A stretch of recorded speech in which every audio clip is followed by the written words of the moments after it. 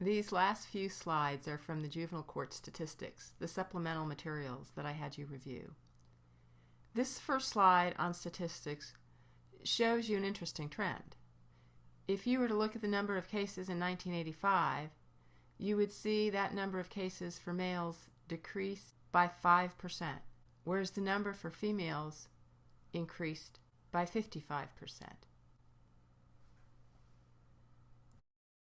Looking at the total number of cases by offense type, there does not seem to be any one kind of offense that is particularly troubling for girls, meaning that the proportion of the different kinds of offenses by category seems to be consistent with what the boys have been charged with.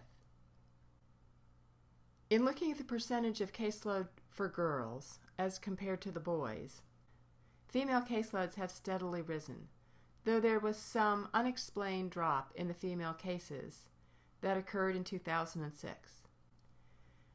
So whereas 18% of all cases were female cases in the juvenile justice system in 1985, by 2011 they represented 28% of all cases.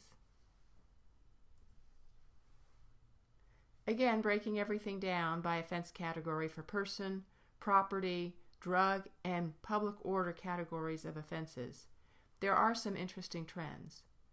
The number of cases for offenses against persons is steadily rising for females, as is property, with of course the exception of the anomalous drop in 2006. Drug cases are somewhat consistent over the past decade, but the number of public order cases rose and then leveled off about 2003.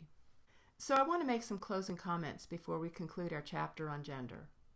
Sociologists recognize that delinquent behaviors take place in a world where gender shapes the lives of adolescents in powerful ways. Both feminists and non-feminist theorists agree that delinquency theories are primarily focused on why males commit delinquent acts, and that not much attention has been given to the girls.